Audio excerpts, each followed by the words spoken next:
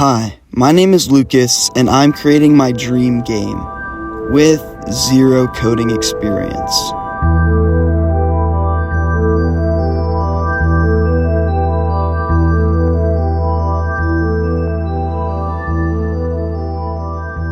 My game is called Nine Princes, and I've been working on it for almost a year now.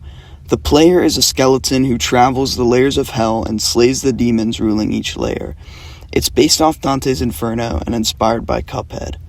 For the last few months, I've been working on my second arena so far, the Minotaur boss fight in the 8th layer of hell, Violence.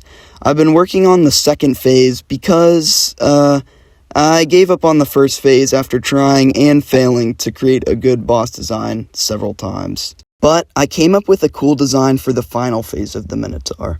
In this video, I want to go over my process for creating this boss fight, and maybe anyone trying to create something similar will find it helpful. So, let's jump in. I think any boss fight in a game can be divided into 3 parts that make it up: the player, the environment, and, of course, the good news is I already had the player coded perfectly in my game, foreshadowing because the player code always has to break when designing a level. So the first thing I started working on for this fight was the boss. I tried a million different designs, but I couldn't find anything that looked good to me, until I settled on this design for the final phase. I thought it would be a cool idea if the Minotaur becomes more savage as the fight goes on, starting with a weapon and standing on 2 legs, then turning into this dog-like beast that just goes crazy. So, fast forward a few weeks of painstaking drawing later, I had all the animations complete for the Minotaur, except the death animation, which I still have to do, so that's great. But I have nowhere to put them. Okay, this is gonna be super easy. I just have to draw a background. I can do that easy. So it turns out level design is actually super hard. I knew I wanted the background of this final phase to be a coliseum just because it would be cool, but it took forever to figure out. I spent days drawing this awesome coliseum background, only to find it looked like total trash in my game. Oh well. Then I tried a more hand-drawn design, which I settled on, and I'm actually really happy with how this one looks in game. Finally I had everything. It's all going to be easy from here. In case you didn't know, I'm terrible at coding, but I had all my art and I was ready to build the level, so I had no choice.